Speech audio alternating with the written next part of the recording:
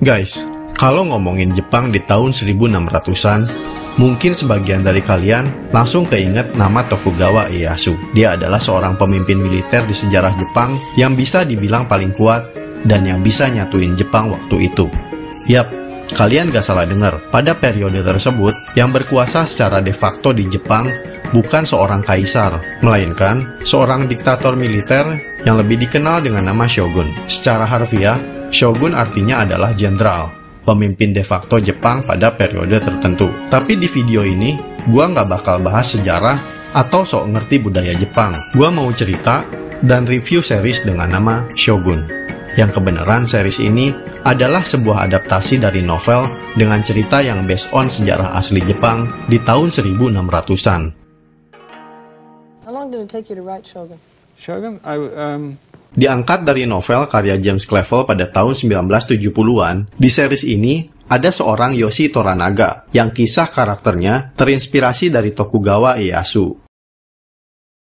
Dan di cerita yang sama, ada John Blackthorne yang jadi karakter utama di series ini dan based on tokoh asli bernama William Adams, orang Inggris pertama yang bisa sampai ke Jepang.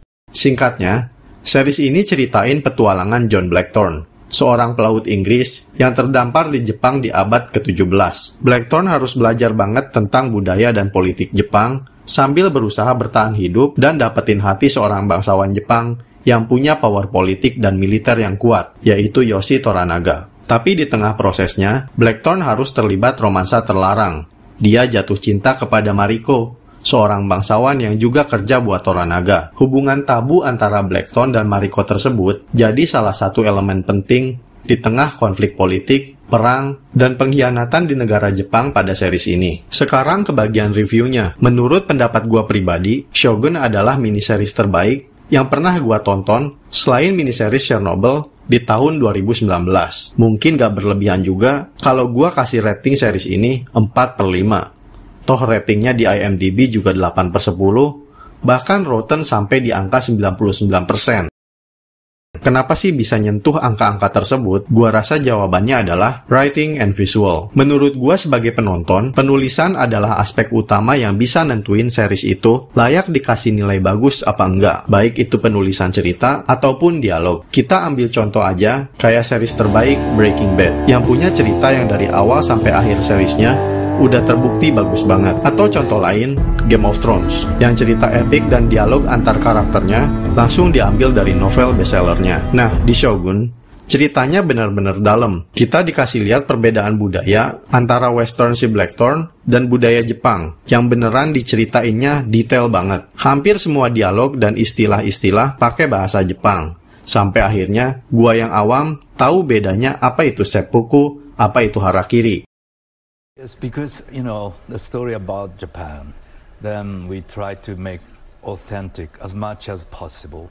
Emang gak salah sih, karena aktor yang meranin Toranaga, yaitu Hiroyuki Sanada, yang juga menjabat sebagai produser di proyek series ini bilang, kalau salah satu tujuan dia bikin series ini adalah buat ngasih tahu Hollywood cara bikin film atau series Jepang dengan budaya yang otentik. Poin selanjutnya yaitu visual atau atmosfer mungkin ya, adalah hal pertama yang kita saksikan dengan mata kepala kita sendiri, sampai akhirnya kita ngerasa ada di tempat yang kita lagi nonton. Sebuah feel yang bakal kita rasain. Contohnya kalau kita lagi nonton film kayak Blade Runner. Series ini punya feel gelapnya tersendiri, yang dipaduin dengan suasana moody tapi naturalistik. Sampai akhirnya kita yang nonton ngerasain sendiri kalau kita itu lagi ada di Jepang tahun 1600-an. Dan ada di situasi yang sama ketika kita nonton di setiap scene di series ini. Bahkan sampai setiap gestur karakter di series ini berasa banget Jepangnya bagi gua yang awam akan budaya Jepang. Hal ini adalah hal yang gak gua dapetin saat gua nonton series atau film lain yang angkat tema Jepang-Jepangan atau samurai-samuraian. Dua hal penting tadi yang gua rasa gak ada di miniseries lainnya dalam 5 tahun terakhir ini. By the way, series ini juga adalah remake dari series dengan judul yang sama, yaitu Shogun di tahun 1980-an. Tapi gua rasa, series Shogun tahun ini jauh ngelampauin semua aspek dari yang sebelumnya. Rasanya nggak afdol kalau gue ngomongin series, tapi nggak bahas episode awalnya. So, di bagian ini, gue mau bahas dan cerita sedikit pilot episode dari series Shogun ini. Di tahun 1600-an ini adalah waktu di mana Portugis memiliki hubungan perdagangan yang menguntungkan dengan Jepang. Mereka juga ngirimin banyak misionaris Katolik, dan sebagian besar wilayah Jepang waktu itu udah menganut agama Katolik juga. John Blackthorne, yang diperanin oleh Cosmo Jarvis, adalah orang Inggris yang kerja buat Belanda. Misinya adalah cari tahu di mana itu Jepang, dan buat merebut Jepang dari kendali agama Katolik. Yes, Blackthorne adalah seorang Protestan yang bekerja buat kolonialis Protestan yang pengen ambil bagian dari apa yang udah dikuasain Katolik di tanah Jepang. Tapi masalahnya adalah perjalanan laut ke Jepang yang sulit banget. Dari beberapa kapal dan awaknya yang berangkat dalam ekspedisi mencari Jepang, hilang di lautan. Yang tersisa cuma satu kapal dan beberapa awak, termasuk Blackthorne di dalamnya, yang sekarang menjadi pemimpin kapalnya setelah kapten mereka putus asa karena kapalnya nyasar di tengah lautan. Yang gua pengen highlight di beberapa menit pertama ini adalah the end of one era and the beginning of another. Setelah kita lihat bajak laut ala western berakhir di tengah badai lautan, kita langsung sampai di tempat baru dengan suasana berbeda, di mana Jepang dan budayanya muncul di balik badai. Blackthorne dan kawan-kawan yang baru aja sampai dengan susah di Jepang, langsung ditahan oleh warga setempat. Kedua kelompok dengan latar budaya dan bahasa yang berbeda, saling nyebut satu sama lain sebagai barbarian atau savages. Alasannya, karena kru bajak laut Blackthorne kotor, liar, dan gak punya adab. Tapi di beberapa menit setelahnya, Jepang kenalin yang namanya seppuku, alias ritual bunuh diri seorang samurai. Terbukti ketika seorang pemuda bernama Tadayoshi yang emosi membela nama tuannya, yaitu Toranaga ketika dijatuhkan. Malu sama tindakannya tersebut, Tadayoshi berjanji buat bunuh diri alias seppuku, bukan cuman kepada dirinya sendiri, tapi dia juga janji buat mengakhiri garis keturunannya alias bunuh bayinya sendiri. Dan adegan selanjutnya, kita dikasih lihat kru Blackthorne yang mau direbus hidup-hidup di sebuah tungku yang gede. Di menit awal pada episode ini, penonton seolah diajak menentukan siapa kaum yang barbar di sini. Apakah Blackthorne dan krunya yang jorok dan liar, atau penduduk Jepang dengan aturan adatnya yang ekstrim. Anyway, setelah sebagian krunya dihukum, Blackthorne diampuni oleh seorang penguasa lokal bernama Kashigi Yabushige, yang juga pengen ambil alih kapal dan semua meriam punya Blackthorne. Tapi seorang mata-mata membocorkan niat Yabushige tersebut, sampai akhirnya seorang bernama Toda Hiramatsu, tangan kanan dan orang kepercayaan dari Yoshi Toranaga, mengklaim Blackthorne dan memutuskan buat bawa dia ke Osaka.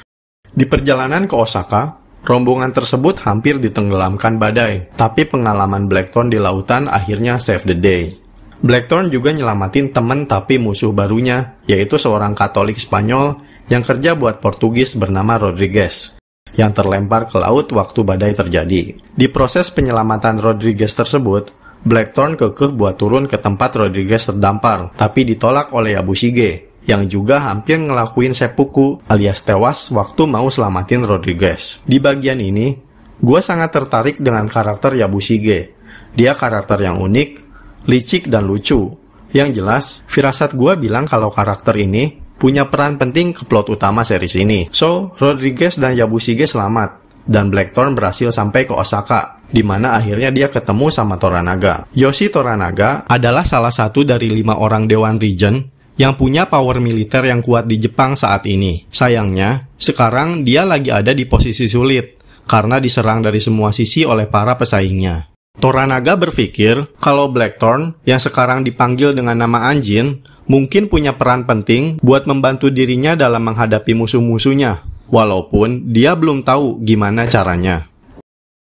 Politik di series ini adalah sebuah nilai yang paling menarik. Di series ini, kita punya seorang Taiko, yang bisa dibilang sebagai pemimpin Jepang yang baru aja meninggal, dan semua orang berusaha ambil posisinya. Dari 5 orang Dewan Regent almarhum Taiko, selain Toranaga, ada rivalnya yaitu Ishido yang paling ambisi buat ambil posisi tersebut. Di episode awal ini, kita udah langsung denger genderang perang antara Toranaga versus Ishido. Tapi kalau Ishido dan Dewan Region lainnya bersatu lawan Toranaga, kemungkinan hidup Toranaga gua rasa bakal lebih sulit dibanding si Blackthorn. Jadi episode awal series ini adalah panggung yang udah disiapin buat sebuah drama epik dengan latar belakang Jepang zaman feodal.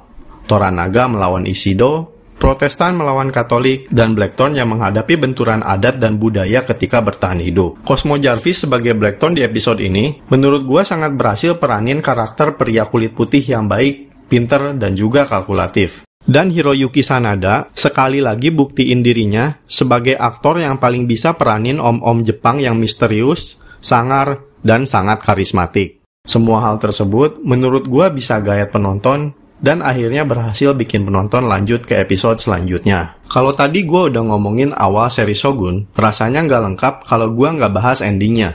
Tapi gue mau ngingetin kalau bagian ini sangat mungkin banyak spoilernya. Finale Shogun ditutup dengan pertanyaan, apakah Toranaga menjadi seorang Shogun?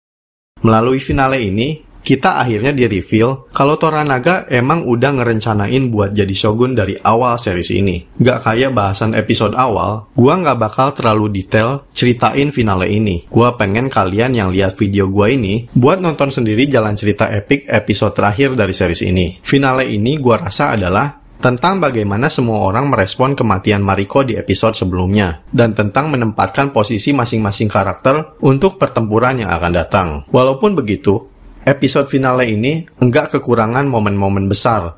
Yang gue pelajarin, akhirnya Blackthorn jadi karakter yang paling lemah dalam pertunjukan politik ini. Bukan dalam artian gue jelekin acting solid Cosmo Jarvis ya. Dilihat dari ketertarikan Blackthorn kepada Mariko dan kepada penduduk lainnya, dan dengan Blackthorn yang masih terus bertentangan dengan tradisi dan budaya Jepang di periode ini.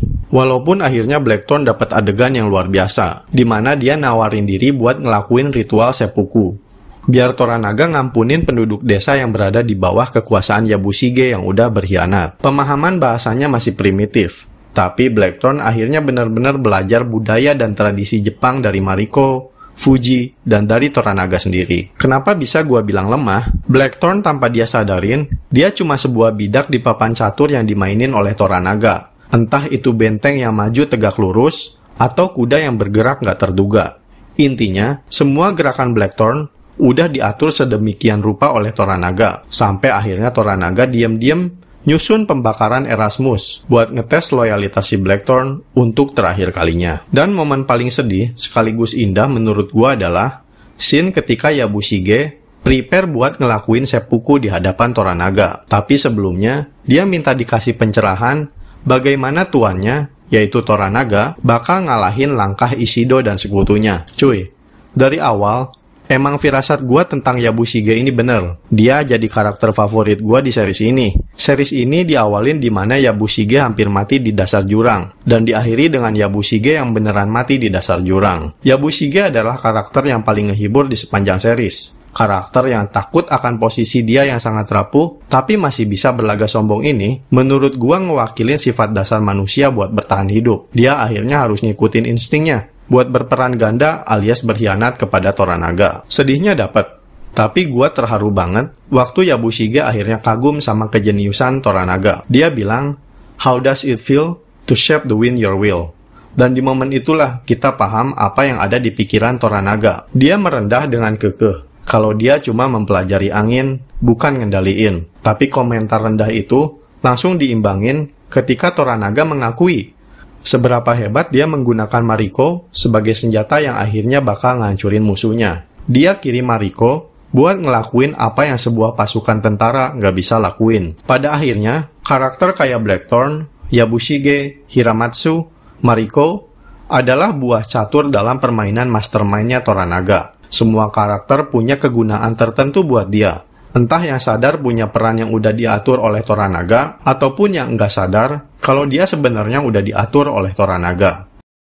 Kesimpulannya, Shogun adalah series dengan cerita perang, tapi di mana perang itu dimenangkan atau dikalahkan sebelum katana atau pedang digunakan. Beda kayak Game of Thrones yang ngejual adegan perangnya yang epik, di series ini gua sadar kalau penggambaran sebuah pertempuran itu nggak jadi hal yang harus ada di sebuah series yang punya tema peperangan. Terbukti dengan visualisasi, di mana Toranaga ungkapin rencana kalahin Ishido ke Yabushige dengan CGI yang bisa gua bilang jelek, Shogun masih oke tanpa adegan perang besar yang padahal ada di ekspektasi gua sebagai penonton. Yang secara nggak langsung jadi poin paling penting di series ini adalah Toranaga, sang ahli catur yang udah duluan ngeliat beberapa langkah ke depan dan mastiin kalau permainan udah dia kuasain saat lawannya mulai nyerang. Ending tanpa final fight ini bisa gua sebut sebagai ending yang berani dan ramah di budget. Bisa ngasih kesimpulan tanpa ngurangin semua nilai yang udah ditampilin dari episode awal sampai akhir. Misi Hiroyuki Sanada buat ngasih paham Hollywood buat bikin film Jepang yang otentik menurut gua sangat berhasil di series ini. Jadi gua ulangin, kalau rating 4/5 dari gua buat series ini, gua rasa adalah hal yang tepat. By the way, kalian bisa nonton series ini di Disney+. Itu aja review gua hari ini. Makasih buat yang udah nonton. See you around, watchers.